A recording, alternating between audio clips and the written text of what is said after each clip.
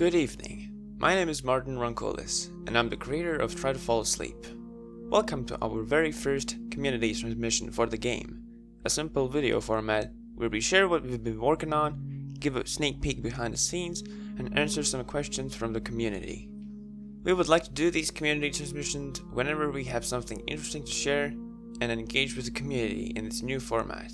I do want to note that this is a very experimental format for us, so if everyone would really like these types of videos, we'll keep on doing these CTs and further improve them. Let's get into our first community transmission. First of all, we'll do a quick update on the current status of the development.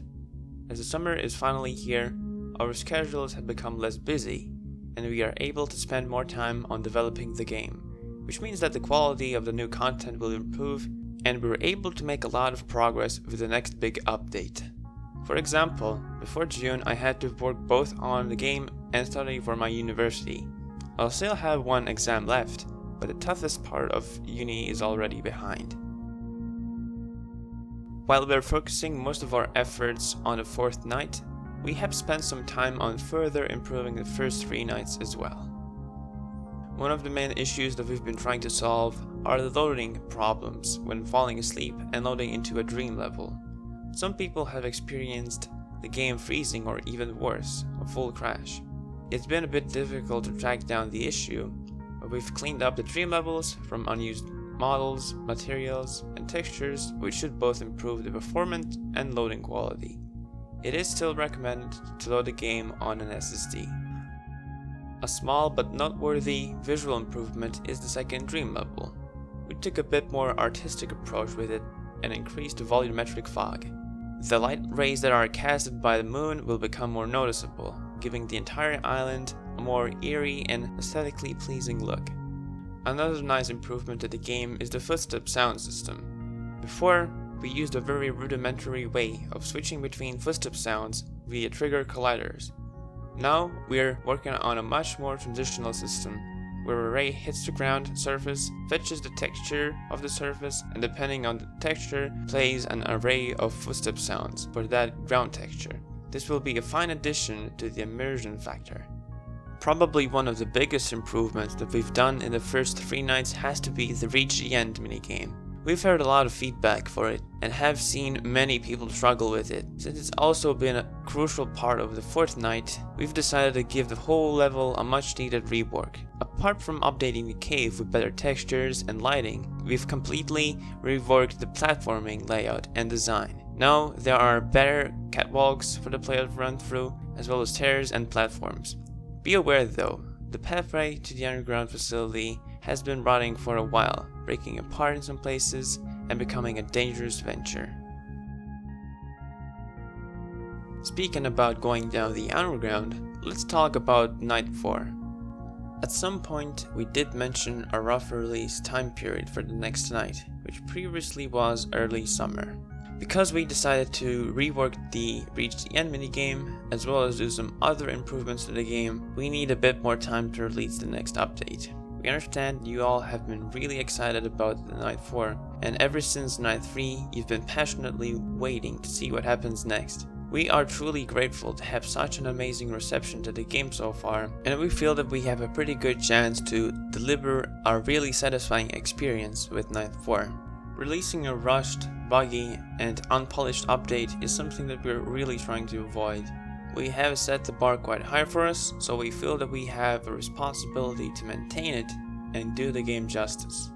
That said, most of the major game mechanics have already been made for the next night, and we're currently putting all these intricate systems together. The level itself is also almost finished, only requiring a few minor final touches.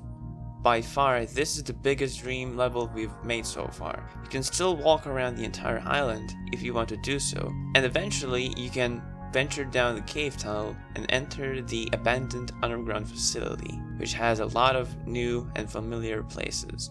There are a lot of things to explore, along with some unexpected surprises awaiting you in the unsettling darkness of the facility.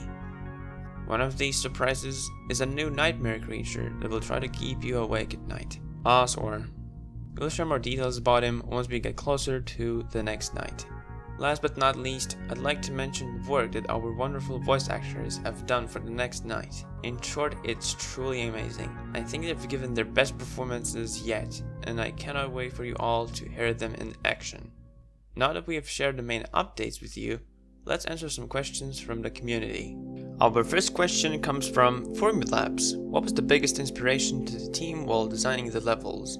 I actually come from Latvia, so naturally for the game I took a lot of inspiration from my home country. In Latvia there's a lot of nature and forests, which probably is my favorite part of the country. There's a wonderful place called Tervetes Dabas Parks, which is an awesome big nature park. There are a lot of cool places you can check out in the park, as well as simply hike around the forest and enjoy nature. As you might have figured out, this park has actually been one of the biggest inspirations for creating the Pine Tree Island. There are a few things they share in common: wooden stairs, nice views, trails in the forest, and way signs. Another inspiration for the abandoned buildings and facilities in the game is Skrunda. It's an abandoned Soviet-era military complex, which consisted of a huge radio dish facility and a fully self-sustained town. Once the Soviet Union collapsed, the Russians moved out of the area, leaving all the buildings behind. To this day, some of the buildings have managed to survive and have been rotting ever since. I actually went to an excursion a few years ago, and it felt like a blast to the past. I would almost describe it as mini Chernobyl, but with no radiation. Anyways, this has been a huge inspiration for the RL-95 underground facility. Next question on Discord comes from Android from CyberLife. How do I join the team? The answer is quite simple. Write an email to ambersrobgames@gmail.com and tell us what you can do and what's been your previous experience in game development. Next question comes from Michael Manson, and he asks, are the events in TTFA based on any kind of true events? In short, no. We make it clear the very moment you launch the game with a disclaimer. This is a work of fiction. Any similarities to actual persons, living or dead, or actual events and businesses is purely coincidental. Another question from Android from CyberLife. How much does AB cost? $3.99. That was a little joke there, but to put it simple, AB is priceless. Our next three questions come from Twitter. RY10K asks, what's it been like to develop the game? It's been a very interesting experience. There have been a lot of ups and downs, but I feel like because I try to focus more on the positives rather than the negatives, it has helped me quite a lot to get the game where it is right now. At the very beginning, when we released our very first beta of Try to Fall Asleep, we hoped that at least a few dozen people would pick it up and give us some feedback, but to our huge surprise, it kind of blew up and eventually got picked up by Jacksepticeye, Markiplier, more recently Matt Pat, and even PewDiePie. At that point, we were kind of caught off guard because we didn't know what to do with all the attention we got. But at the same time, we knew that we absolutely had to continue to work on it and eventually finish the full game. Of course, before that, there were one or two moments where I almost completely gave up, especially the summer of 2015. I think what saved the game was my passion and determination for it. I always loved the idea and the premise of it, and somehow I knew that if I continued to work on it, it could potentially become something special. Nowadays, it's been quite hard to both study for university and work for the game at the same time, but it's just something that I've kind of gotten used to. That said, I enjoy working on the game a million times more than studying for the university. If I could, I would go full-time on game dev, but I only have one more year left for uni, so I'll just get it done. So yeah, it's been quite a roller coaster. Smack and Pie asks, what was the motive behind making those monsters, and specifically in that way?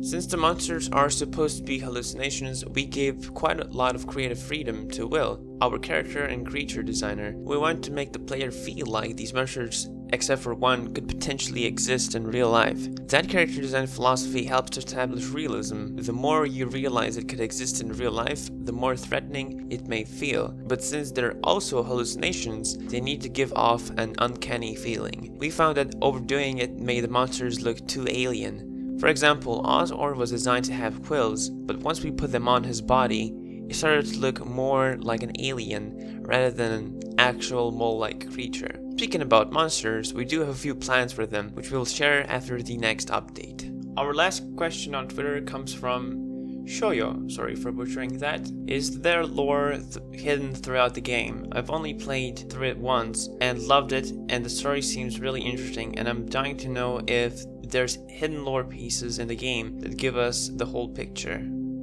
Generally, there is quite a bit of lore hidden throughout the game. In one of the greenhouse's corridors, you can read about Mergs and Copper projects from the Revival Company, read about the RSRC, and what is the Pine Tree Island, and so on. Interestingly enough, some are yet to be found. Right now, we've only released about a half of the game, so piecing together the whole puzzle with only half of the pieces won't really give you the whole picture, but it certainly could give you an idea of what might be going on. And that's the end of our very first community transmission. Let us know if you liked this video and if we should continue to make these videos down the road. Feel free to share your feedback in the comments. On behalf of the Emberdrop team, thank you for watching, and I hope to talk to you again sometime soon. Good night.